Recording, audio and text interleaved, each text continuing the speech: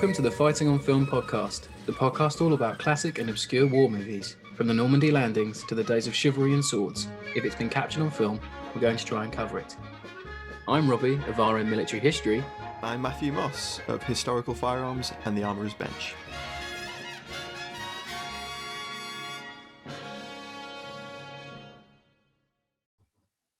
Hello and welcome to another episode of Fighting on Film. This week we have a very special episode and we are going to be looking at Baskeyfield VC. Now, this is a film that was made as a labour of love by a director called Bill Townley. It's an amateur film, but with some fantastic production values. It was restored and digitised by Ray Johnson of the Staffordshire Film Archive, and he's going to be joining us a little later in the episode to discuss Bill's work, the film, and the process of restoring the film. It's an important movie because obviously John, or known as Jack, Daniel Baskeyfield, he was born in Burslem in Stoke-on-Trent. He's the only recipient of the VC from Stoke during the Second World War. Yeah, it's a really important movie, and it's a story that, you know, as you'll learn later in the interview, that is important to the people of Stoke. I used to live in Stoke when I was at university, and I actually walked past Baskeyfield's statue in Festival Heights retail park there, and I went past it nearly every morning. So it's nice to know there was a film about him made. We don't think there's been not a podcast about this movie, so we really are pleased we can bring it to you today. Yeah, I was very excited to stumble across the film. Yeah. It was when we were looking at, way back when we started the podcast, when we were looking at Theirs is the Glory, and we were looking for any sort of film about Arnhem and Market Garden. Yeah. And I just sort of stumbled across the Staffordshire Film Archive's page for the film, and I immediately ordered a copy of the DVD, and I was like, Rob, I found this incredible film. I got a message from Matt like late one night. He's like, you need to see this trailer. You need to see this clip I found. And I was like, what the hell's that from? Is that like a rush from A Bridge Too Far or something? He's like, oh, no, it's this, it's this amateur Arnhem film. I've never heard of it. We need to get a copy. And it's an incredible sort of like feat of filmmaking. And we're going to break up the normal running order for the episode because obviously we have the interview with Ray and we cover a lot of ground in that. So we're just going to run over the plot, explain who Baskeyfield actually was, and then talk about the impressive amount of kit that's in this film for an amateur picture. I don't think the Alley Tally's had a bounty like this for a good long while. So yeah, the Alley Tally is going to be absolutely chock full. We know the story of Arnhem. Fans of the pod, we love A Bridge Too Far on this pod. You know, Theirs is the Glory was our first episode. And in those movies, you know, you get the drop and you get a little bit of the delaying actions around the perimeter, Oosterbeek perimeter, but you rarely see a movie that is based on all of that. This movie kicks off with Lonsdale organising Lonsdale Force, and then it culminates in showing you what happened to Baskeyfield on the day that he won his VC, or posthumously won his VC. And that is literally the plot. I mean, there's no subplots, there's no... Yeah, outside of a little bit of exposition from Lonsdale and some German officers. Yep. Sort of halfway through, there's just a couple of exchanges amongst men that really feel quite authentic. You know, they're just ordinary men. And that's another interesting element of this film.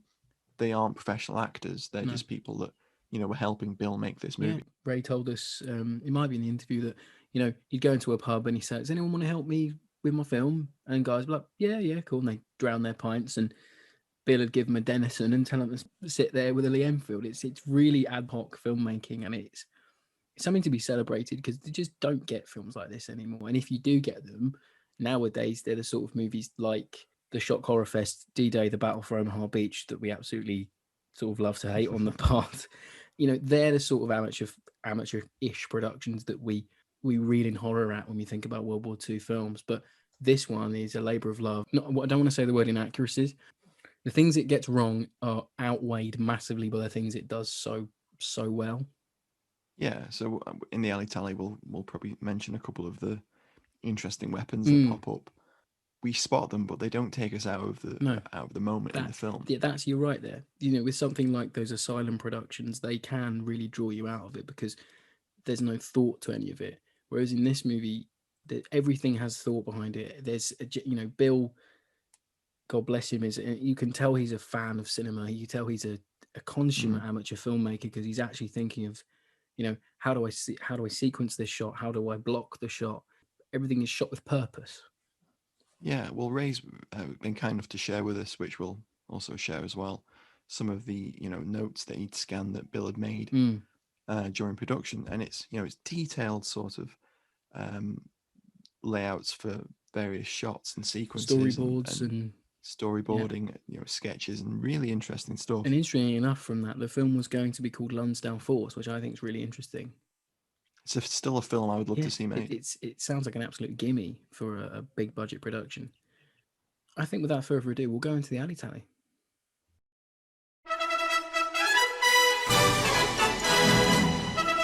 It's time for Alley Tally on Fighting on Film.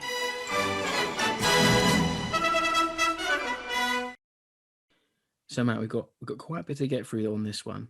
Oh man, there's so much in this. So much. Lead us off. It's really impressive.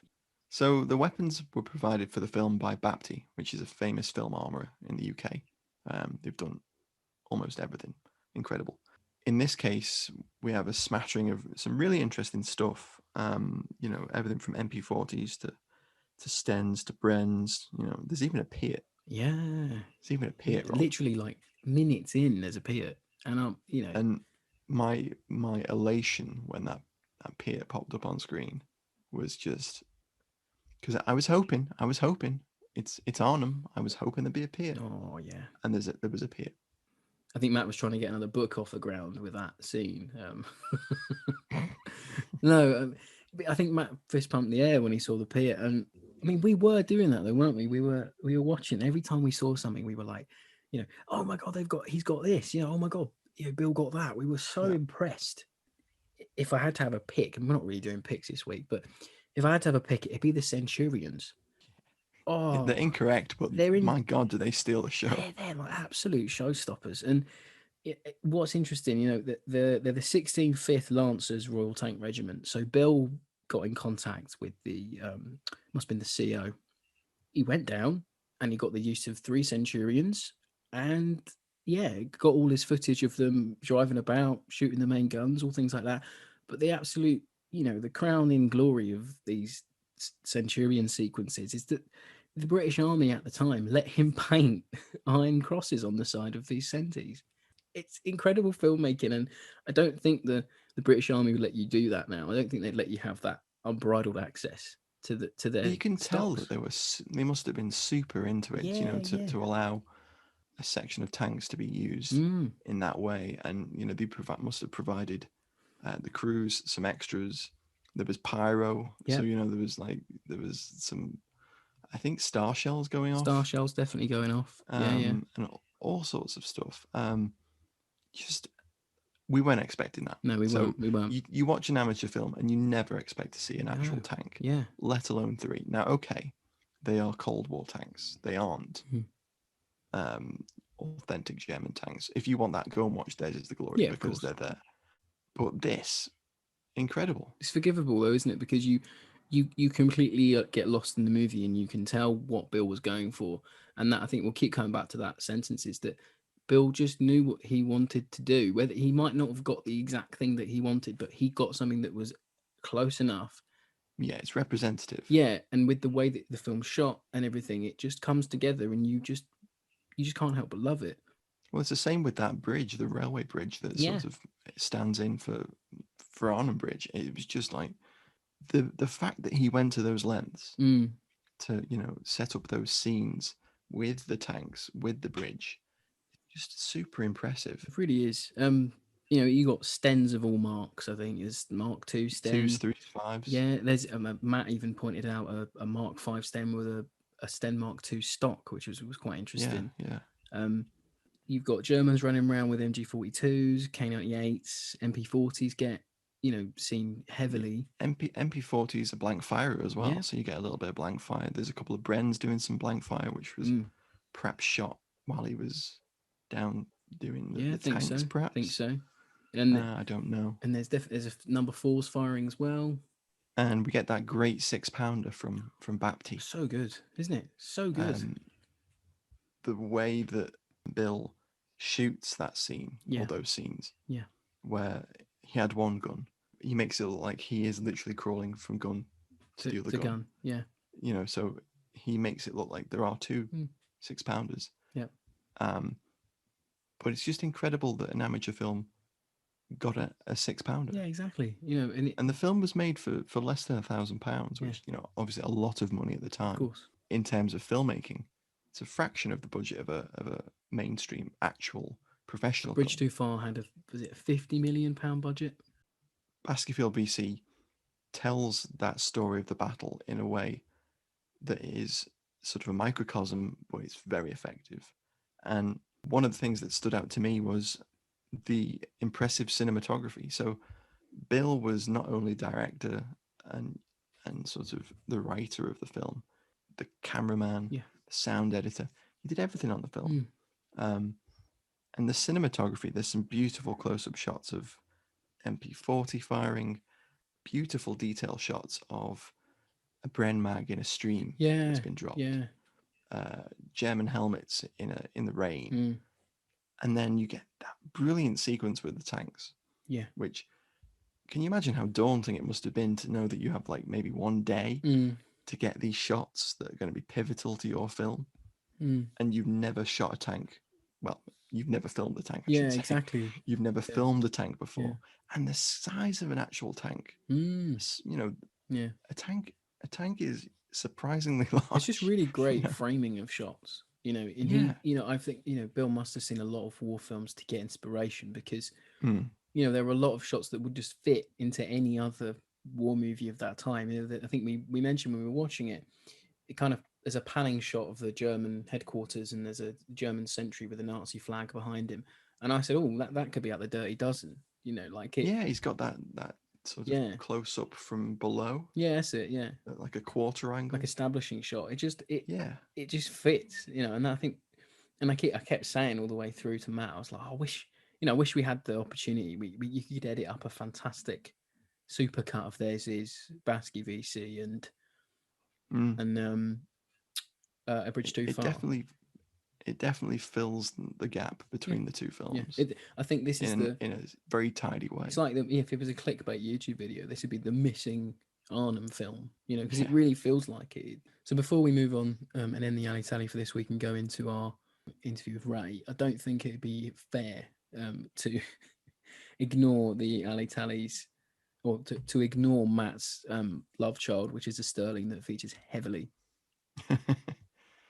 So it was bizarre. It was a very surreal moment when the two things I've spent a lot of time in the last few years researching appear in the same frame. It's so good. It was just surreal. So there was a Piat just sat there with a bomb in the tray. Yeah. A couple of lads chatting next to it. And then next to one of them, to Sterling. Sterling's submachine gun. Completely ahistorical for the period. Yeah. But nonetheless, I appreciate what they were trying to sort of do. I kept annoying. Do with it, how many stens could you get your hands on for an amateur film? I kept annoying Matt because I kept saying, "Oh, look, it's the Patchett from the Osprey book." That's a very obscure reference, but if you know it, you know it. It is. But yes, Sterlings were not on. No, they weren't. No, that's on record. That's on record. The only things that sort of irk me were, they're not really that bad, was blink and you'll miss it shots where some lads have Webley air rifles. They're in a slit trench. Yeah, the break ones you break and you kind of pump them to make them work. Yeah, everyone knows what they look like, I assume. And then one guy had 47 pattern battle dress on, but that's only a really, really small thing. Everyone's Denisoned up. They've all got their H. There is one chap that walks by with an SLR. Yeah, self-loading rifle. Yeah, that's a definite blink and you'll miss right it at the shot. end. There's some scenes where you wonder, like, you could have cut that out, but anyone that isn't us watching it would have gone, that's completely legit. It looks real, and it's what he had on hand, so it's forgivable. Yeah, and I think making a movie like this is you're making it for people who are going to appreciate the subject matter. So, and in the end, it's the story that matters. It's the story of what he did. So, if you don't mind, Matt, before we go into the interview this week, I'd like to read Baskeyfield's citation in full. Yeah, definitely great idea. On the 20th of September 1944, during the Battle of Arnhem, Lance Sergeant Baskeyfield was the NCO in charge of a 6-pounder anti-tank gun at Oosterbeek. The enemy developed a major attack on this sector with infantry, tanks, and self-propelled guns, with the obvious intent to break into and overrun the battalion position. During the early stage of the action, the crew commanded by this NCO was responsible for the destruction of 2 Tiger tanks and at least 1 self-propelled gun. Thanks to the coolness and daring of this NCO, who, with a complete disregard for his own safety, allowed each tank to come well within 100 yards of his gun before opening fire. In the course of this preliminary engagement, Lance Sergeant Baskeyfield was wounded in the leg, and the remainder of his crew were killed or badly wounded. During the brief respite after this engagement, Lance Sergeant Baskeyfield refused to be carried to the regimental aid post and spent his time attending to his gun and shouting encouragement to his comrades in the neighbouring trenches. The enemy renewed the attack with even greater ferocity than before.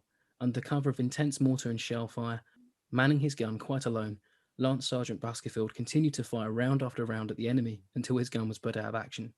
By this time, his activity was the main factor in keeping the enemy tanks at bay.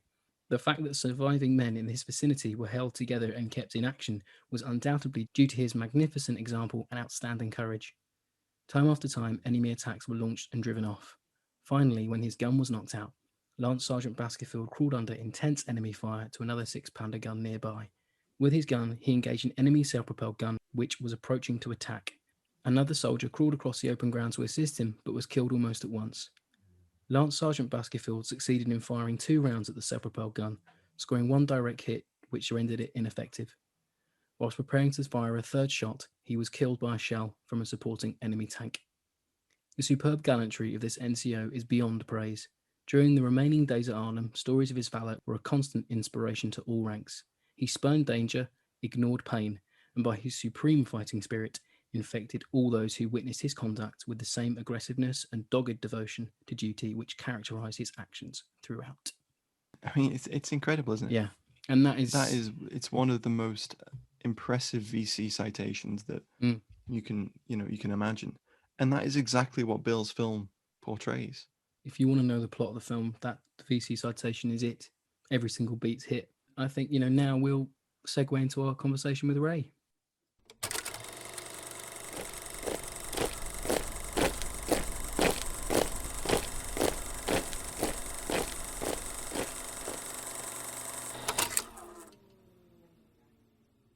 So the first question we had was, how did you hear about Bill? How did you meet Bill? Well, I've known Bill for many years as a local filmmaker. So he was a friend, and I knew of the film. I hadn't actually seen it, but he'd made lots of local films with railways and some little dramas and whatever. So I've always, and he always liked talking about film. And he always liked to try the latest movie cameras and lenses and whatever. And he got into filming in 3D. Wow. But then he got into trying to film in CinemaScope. Now, we're talking about 8mm film. Yeah. 8mm film. It's a 1/4 of an inch across. So the picture you see on Baskeyfield is literally on film, which is a 1/4 of an inch across. That's how small 8mm is. And yet he made this film, and it has all the trappings of a feature film, artistically, as well as just the film format. But he's constructed such a powerful film with his passion. It's nice that he does the voiceover right at the end, and he says that final piece so brilliantly. It's just brilliant. And so we decided to have a go at it. First thing was to capture it with Bill showing it, and that entailed some stops, as it often did when he showed it, to get back in sync and start again. And we spent a day doing that. Was it spread over a couple of reels, or was it on just one reel? No, it is one giant reel. Wow. And it's 8mm film, and the reel is that because diameter. it's not a short film, so it's not something It's an hour and 20 minutes, yeah, and it's all on one reel. And his projector, he built long arms on it to take this one to giant support the reel. So he couldn't show it on any other projector because it was one giant reel in its own box, and that's now safely in the film archive in a film store. But so was the soundtrack, was one giant reel of tape. Well, it did fit on the sort of largest reel you can get for tape. So it can, because it wasn't running at a speed that broadcasters then used, 7.5 inches a second. Then it became 15 inches a second. So it was going quite, it was a domestic speed, 3 3/4 inches. So the soundtrack could be captured on a standard, the largest reel you could get for 1/4 inch. So it could project right through in one. And it was just fascinating to sit. I sat behind where he was operating so I could see what he was doing. And I put it to him and we went with it and had a great time doing that. And while I actually took the film down to the film clinic in Soho and left it with them. When did you take the film to be cleaned and restored? I'm looking at the files I've got, like those files, cuttings I sent you. Yeah. And those scans are dated 2009. That was the 40th anniversary of the film being first shown. Yeah, one of the pieces mentions that, yeah. The film was made in 1967, 1968, 1969. And that was, I think, another great reason for doing it. And we had a premiere showing in the main cinema auditorium in the museum. It packed out, but we've since and then went on to do further and get a proper digitization. The first thing I had to do was his projecting screen, recording the screen, just so that I'd got a reference for synchronizing. Right. And when you think of the way he did it and what was available to filmmakers then, amateur filmmakers, there was very little equipment around where you could film and record sound in sync at the same time. It was only in the 60s that you could, with 16mm film, do that with the new Arriflex camera that came in the late 50s. And there was one in the country. And then from the camera was an umbilical cord to a separate recorder. And it recorded and kept a sync by pulses, which didn't come through audibly. And this made some great films. And some of the big filmmakers of the 60s were trying this out. So his 3 years, very roughly, were formed of a year actually making the film in all the different parts. And it took him months to actually get it all done. And you've heard him talk about how he grabbed extras out of pubs and got people into uniforms and managed to persuade, went down to Salisbury Plain to get the use of some tanks and armaments, and he could hire a gun from Baptist, as you could then, to bring here at Teen and get out into a field and actually fire rounds and so on, which you couldn't do today. We just think it's an incredible labour of love. It is. So the first year he got it in camera visually. The second year was taken with post-recording all the voices again while people were watching the clips of film. Sometimes it wasn't the original person. Most of the time it was the original person, to get all the sound recorded post-production. All of it, every moment of it is done away from months after the filming. And then the third year was actually editing it all together. Wow. So he was his own Foley artist as well, and he did everything. Foley artist, he did a lot. Wow. And that's the amazing thing. But he could do that by working piecemeal. He was a full-time painter. He had a job as a house painter and whatever. He was working all the time. And all this was in his spare time. But when we came onto it and it started to come together, the very final stage, I kept him informed, but there's nothing he could do. But at every stage, he got copies of, and some test copies. I ran a test where I split the screen showing, the first, just the analog recording to get it down, to synchronize with sound, and the final digitization. And suddenly the sun came up, as cinema projectionists used to say, when the picture was going down. They had to wind the carbon in to get the arc up, and the picture would come bright again if they weren't paying attention. And they used to call that, oh, the sun's come up now. And the difference, when it all came shining bright with the digitization. It's interesting that every join in it is in the film. You can see every join if you look for it. I've actually teased out in the final edit a lot of those joins, because it's an overlap of film that disturbs the picture, because you can see an edge go across the picture. And it traps a bit of dirt in it as well with the glue to cement it together. So I did a little bit of cleaning up, and then I spent a long time resynchronizing it. And that's every voice to get it, because he could never perfectly synchronize it in one showing. It was never perfect. But what I could do is actually try and get it as close as possible with the actual speaking, and just edging things up and put a bit of a gap there, so it really followed it.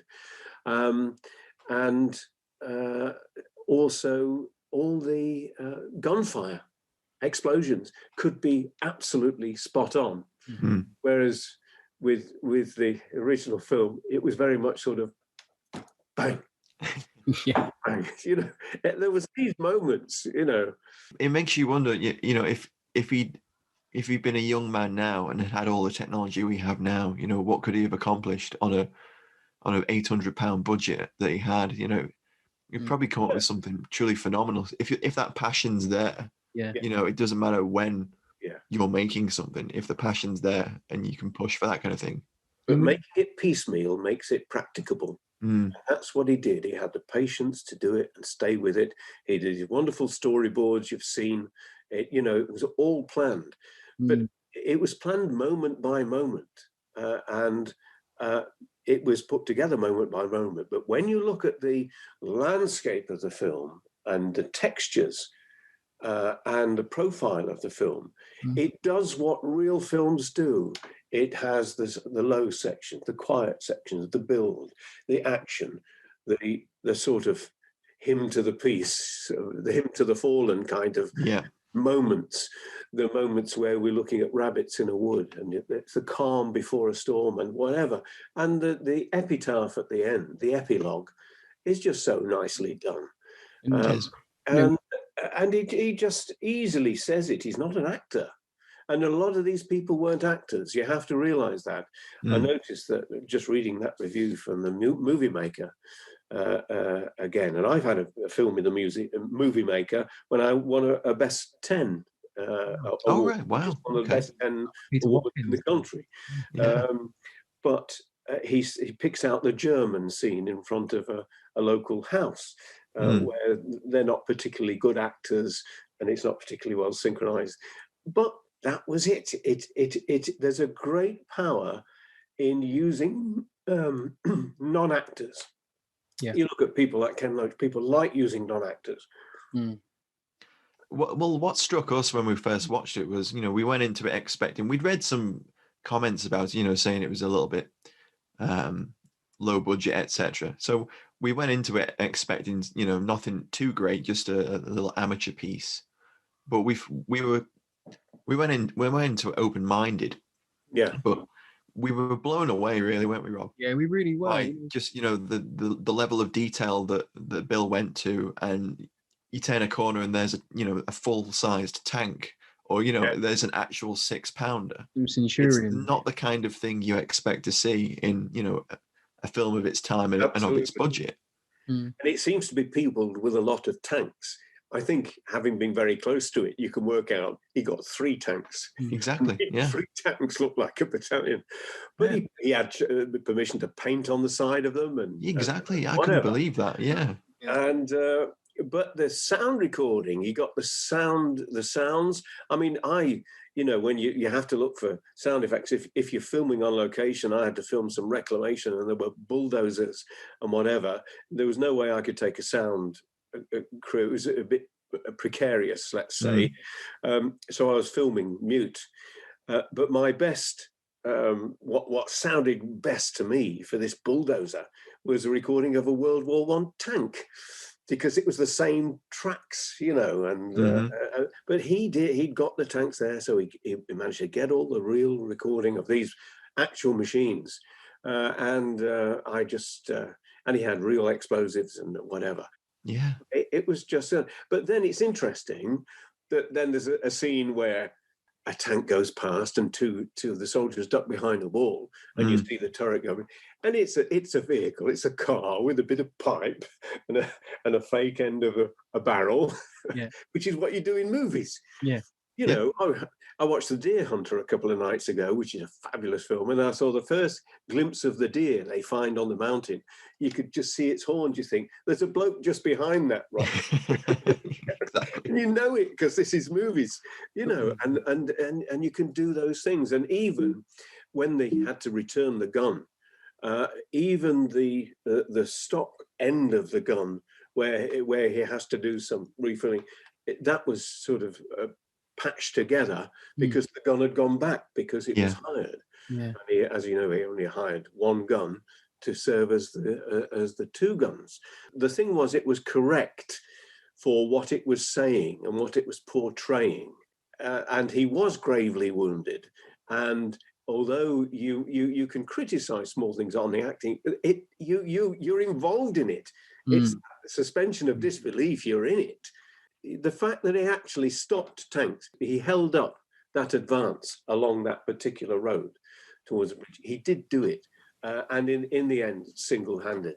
It was the action itself is phenomenal. So it's no wonder that Bill, obviously became so fascinated by it. It's clear to, see that he obviously was knowledgeable and he did a lot of research into that. Do you know anything about his process for that? Basically, he did the research locally, but he was working with Jack Baskeyfield, although he was John Daniel Baskeyfield, he was known as Jack, working with his sister. Right. And he got the stories through the family, he involved the family, and they'd got all the paperwork. His skill in finding locations around Stoke-on-Trent and being able to use atmospheric things like smoke in the background to disguise the outline of a factory, that he went to these lengths. That amount of detail. It's the attention to detail, I think, that me and Matt were blown away by. We're really big advocates for films being made of these actions because it's an accessible means for people to get into the history. This is unique because it shows Lonsdale force fighting their delaying actions at Oosterbeek. Yes. And that in itself is remarkable, and I think it's great.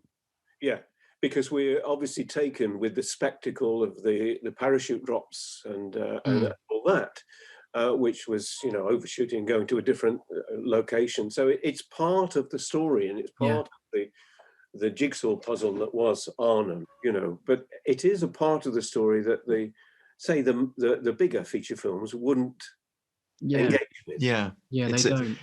It's a great link between Theirs Is the Glory and A Bridge Too Far, I think. I think it's the perfect link between the two. I think that Theirs Is the Glory, when you see in that these were men that had been there the year before. It was made just a year afterwards, and these were men that had been there before, and they weren't actors. And of course, the South Staffords were involved, and these were our local people involved in it. It touches a lot of people locally, and he is remembered. We have schools named after him. We've got memorials to him. We've got a wonderful statue to him. You must have seen. Yeah.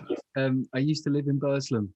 Oh, right. Staffordshire University, and I lived in Burslem, and I went past it every morning on the way to uni. Well, one of the sculptors of that statue sculpted the statue of Arnold Bennett.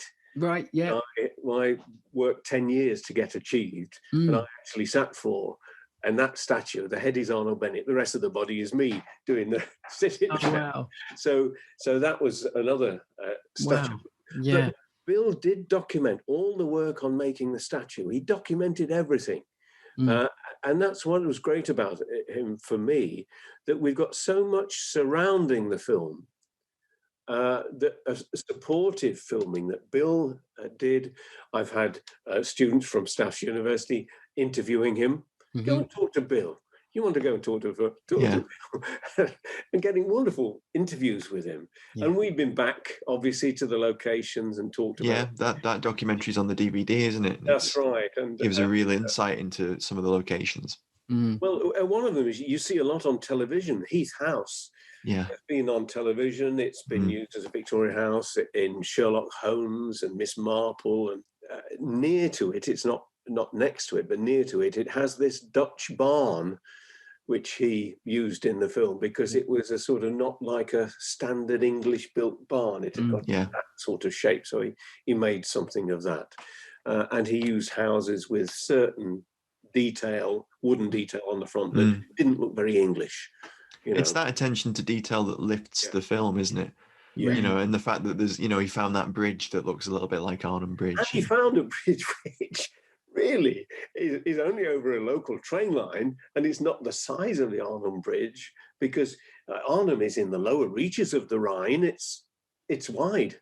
Yeah, it's wide there. It's not far from the sea by the time it gets to Arnhem. And here we've got something over a local railway line or something. Well, it did carry a railway over a stream, but it has the look of the bridge, and you get the vibe, you get the feel. Yeah, you do. And that was, and he had to clear all the rubbish and the weeds away and do it. But that's show business. Exactly.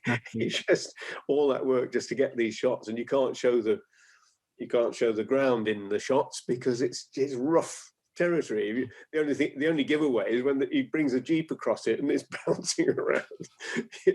We believed everything because we were so engrossed in the story, and I think that's the one great thing the film does, because it's made with this love and attention to detail that you can forgive little bits and things here and there. We were even saying that wing, that's a Horsa wing, isn't it? That's a bit of a Horsa glider there. And then we listened to the Bill saying, I've got on a bus with this massive bit of like plane and I painted it up to look like a Horsa glider. And we're like, wow, who would do that? No one would do that now. They'd CGI it in. It looked, but now it's like, wow, it's just an incredible feat of filmmaking.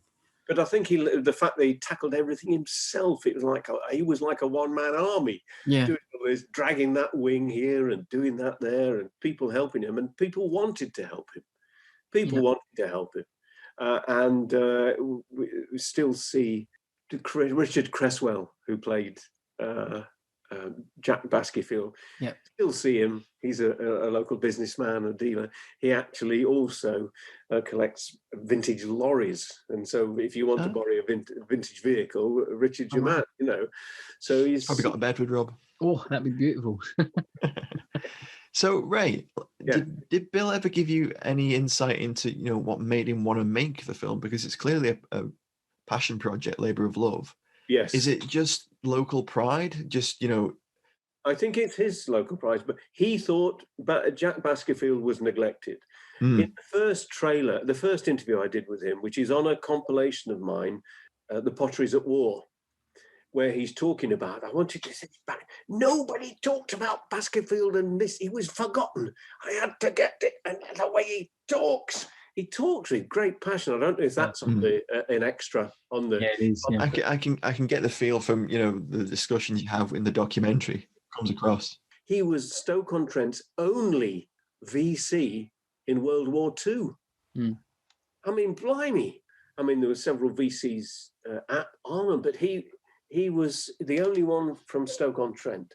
But it was very personal. It was very personal that Bill could be in contact with the family, get an insight into Jack the person, Jack the man, Jack the lad, because he was a young man, and to go into that and to do all that, it was absolutely amazing. So he's been a one-man tribute in his own right, Bill, to the memory of John Baskeyfield. It's an important effort to tell a story that's important not only to military history but to a town and to a important to us. county. it's important to have involved local people who wanted to be involved and are proud to have been involved and talk about it. And it's half a century ago. It's still something in their lives that was worth doing, and it was done well. Oh yeah. What kind of man is Bill? I mean, you know him quite well, but Absolutely, it seems he has, he's great sense of purpose. The heartiest, friendliest man you know. As I say, he's very, very ill at the moment, but he phones me up and says, "I've got some books for you. Call round, I'll give you some books." And so he likes giving me books, film books, and if I've got anything, I'll drop them round to him. I hope you'll pass on our regards to him as well, and Yes, tell him I that will. we appreciate the film, and we found it absolutely fascinating. It's his master work, and he'll be remembered for it. But I remember him for smaller films and other things. But he will do things for you, and nothing's a problem. And he's a doer and an involver, fulfilled guy that can look back with pride on all the sorts of things he's done. It's just that this film will always be his masterpiece, because that's his master work, and it is a powerful film, and it is a very, very important film. It definitely is. Thanks so much for joining us, Ray. I mean, it's been lovely to get some insight into Bill and the film, and obviously speaking to yourself, it's really brought the film to life for us, and we've gotten a bit more of an insight into everything that Bill, all the lengths that Bill went to make it. So it's been lovely to have you on. Thank you so much. Yeah, I love him to bits, and he deserves that. I'm so pleased that you're interested in his film, and we're doing this tribute to him. It is a tribute to the film, and it's a tribute to Bill.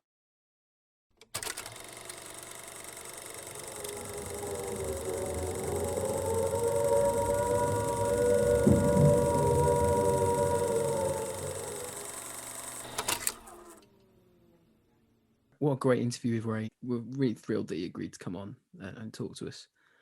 So, I mean, final thoughts on the movie? It's just really effective. It's an amateur film. Yep. But the scope and scale that Bill manages to capture. Yep. With the limited budget, and it was shot over 3 years, I think Ray mentioned.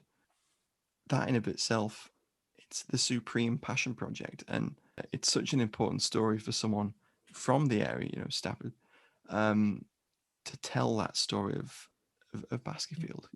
He's the only VC that's been won, as you mentioned at the beginning of the episode, from the region, and it's a local story that should be remembered by not only the people local, but more broadly. And I think Bill did a great job at portraying that bravery on screen. Yeah, I think it's an important film in the genre of war movies, because it's an amateur film.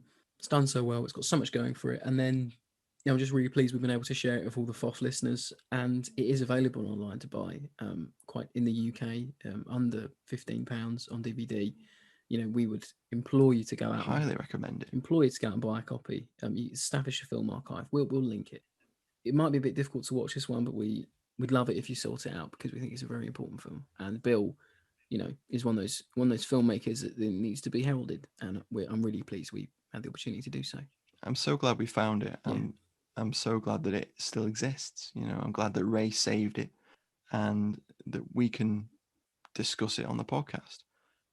Hear, hear. So thanks once again for listening. This has been a bit of a different episode, but no less an important one in the world of war movies. And yeah, we'll be at We Have Ways Fest, War Fest. We'll be there this weekend if you're listening.